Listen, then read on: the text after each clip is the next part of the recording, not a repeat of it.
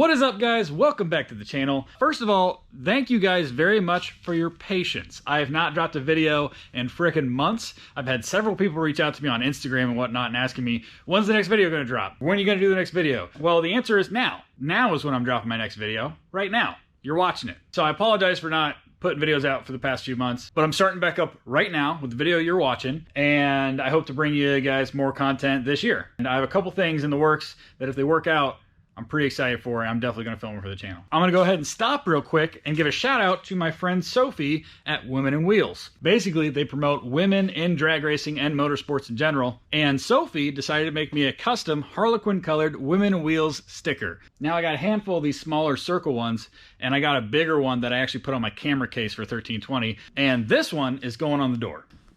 Here we go. Where are we going, Sophie?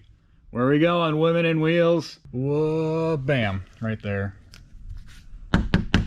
On the board, Women in Wheels, on the board. There we go. Again, shout out to Sophie and Women in Wheels. They hold drag racing classes for women specifically at several of the streetcar takeovers throughout the country. It doesn't matter if you show up with a 7-second DTR or a Chevy Aveo, you can be competitive in the class because they do it bracket styles. You can be anywhere from 20 years experience in drag racing to you've never done a drag racing pass in your life. Come to one of the streetcar takeovers that Sophie is doing one of her classes at, and she will help you and explain everything you need to know. You can go out there and be competitive your first time down the drag strip. If that interests you, I'm going to go ahead and put a link in the description below to the Women in Wheels Instagram. You can go on that page, check out what events they're going to be at, when they're doing classes and all that stuff. So go ahead and hit that link, check it out there. Also, I'm always taking sticker donations for the door. So if you have a sticker and you want it on my door, hit me up on Instagram, Fred_1320video, DM me, and I'll give you an address to send it to, and I will put it on the door. All right, now let's jump into the reason why you guys are here. Last time we left off, which is a handful of months ago, I had just blown a bag on the Mercedes, I had fixed it, and I was hunting for wheels. As you can see, not much has changed. I'm still rocking the stock wheels on the car right now,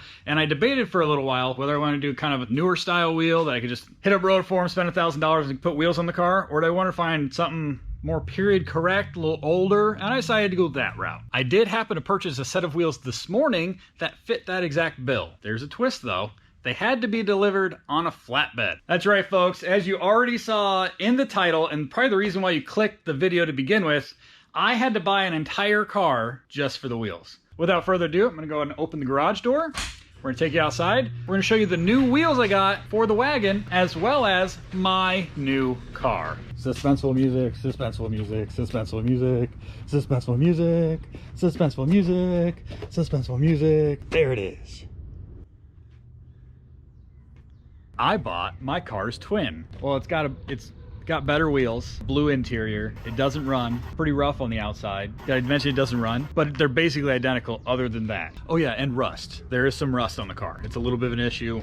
It's not that big of an issue, but there's some rust. It's gross, and yeah.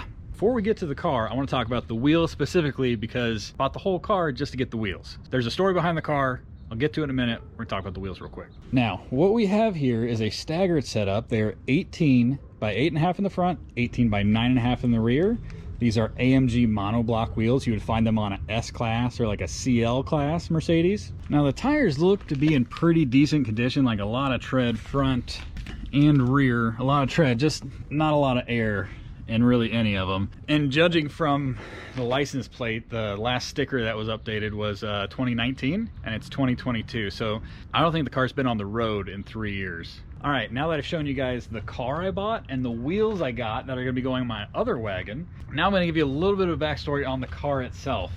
Me and this car actually have some history. I actually owned this exact car from November 2016 to September 2017. And back then, I called this car Pablo. He's still Pablo. He's still Pablo in my heart.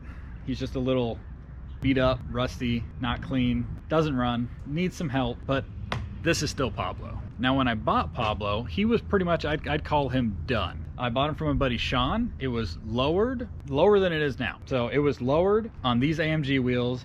It rode great, it ran great. Sean had got it in good, reliable running order. I had driven it to Kansas City at least once, and it did everything just fine. I owned it for 10 months. My buddy Ben reached out to me and said, would you sell the wagon? And at the time, I kept the wagon at a storage unit about 15-20 minutes away from me. So if I ever wanted to drive the car, it was like I had to plan a whole evening around it. I really did enjoy the car. It looked great and everything when I had it.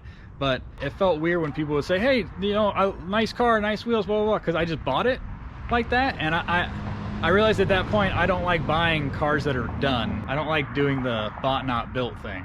Because like, as much as I liked how the car looked, all the stuff that was done to the wagon, Sean did. It was always Sean's wagon to me because Sean did everything to it. So I didn't really have like an emotional connection to the car. And since it was a hassle to get out and drive it anyway, and Ben seemed like he was more interested in driving it and owning it than I was, I decided to sell it to him.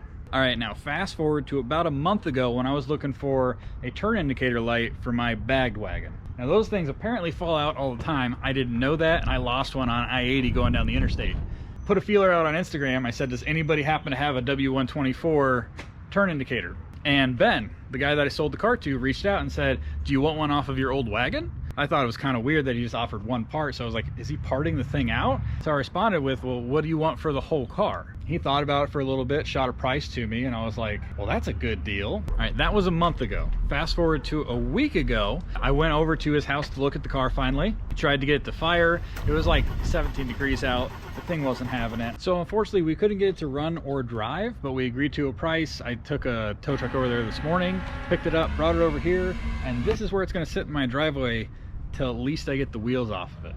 Just to let you guys know, even though these wheels are on this car and this car looks identical to mine, they're not going to fit right out the bat. I'm not going to be able to put them on the car and air it out right away. The rears, probably not going to be a problem. The fronts is where the issue is, and I'll explain why. These wheels are AMG wheels, so they're kind of made for an AMG car, which would be a little wider in the front than normal. They call it an AMG front fender spacer kit, if I got that right, if I remember right. It's not a huge deal, but it is something I need to do to my wagon before I can put these wheels on it and air it out. They're not rocking the same wheels, so you're not gonna be able to tell. But if you look at this chrome piece on the bumper, it goes to like right there before it disappears when you're over it. With this one, you go straight over it, and you can almost see the chrome all the way back. So that gives you some idea of how much further out that fender is than this one. Like I said, it's not much, but it'll make it so when I air out, this wheel isn't just going to destroy the fender. Also, I probably should roll my fenders. These fenders I can feel are rolled, but I should probably roll the fenders on my other car before I put these wheels on. Even though I don't have current plans for old Pablo here, I do want to get him in a running driving state so I can at least move him around the driveway. Ben told me that the reason he stopped driving it to begin with was he said he put it on stock springs again, which lifted the car up, and then I don't know if he didn't get an alignment or what, but he said it just didn't drive right after that. He also said over 45 there'd be a bad shake, so maybe something in the drive line. So that's the reason he stopped driving the car, and now it won't fire. So there's a few different issues there, but I would like to get it in a running driving state, so like I said, I could at least move it around my driveway and things like that. But what do you guys think I should do with old Pablo? I'm not going to get rid of him. I'm not going to scrap him. I'm not going to part him out. I like the car. I'm sure I can clean it up a little bit, but what do you guys think? If you guys have watched my previous videos, you'll know that my bagged wagon was like a chalkboard. The paint was basically chalkboard when I got it. I had it cut and buffed and ceramic coated, and it looks great now. Look at this one. Just, there's no shine to it anywhere. You can hear it. Oh, it just sounds like sandpaper. Top is dirty as hell. The rust on the back's gotten a little worse. I don't remember that being there. This has gotten worse. This has gotten a little worse. Are you freaking kidding me? Is that really? Is that real? No shit. The bumper has it looks like a weed of some kind growing out of it. Oh my God, I just picked it. Check it out. That was in there. What the hell? How does that even happen? This spot got oh Jesus, this spot got considerably worse. Let's just go ahead and poke that some more. That's good for it, right? Gross. Anyway, spot of rust back here. This was here before, and it's not in great condition. So like I said, don't know what I'm gonna do with it. Comment below what I should do with old Pablo. I just realized you guys have not checked out the interior yet. So the interior on my bagged one is peanut butter guts, everything, right? On this one, it's all blue. It's got navy blue on everything. The dash is navy, the seats are navy, the center console's navy, everything's freaking blue. Before we go, we're gonna do a garage door race. I haven't done one of those in forever. If you guys don't know what a garage door race is, you guys are new here. Basically, I have two garage doors. They have two different openers. One's taller than the other, so they come down at two different speeds. So the idea is to hit the buttons at different times and get them to touch the ground at the exact same time. So here we go. You want to do the farther one first and then the closer one second. Okay, so this one. Roll there. Here we go. You guys be the judge and see if we get it. Oh, I almost had it, guys. I really did. All right, guys, that is gonna go ahead and do it for this video. Thank you guys so much for watching. More videos coming soon. Like, comment, subscribe, hit that bell so you get a notification every time I drop a new video, and we'll see you guys in the next one. Later.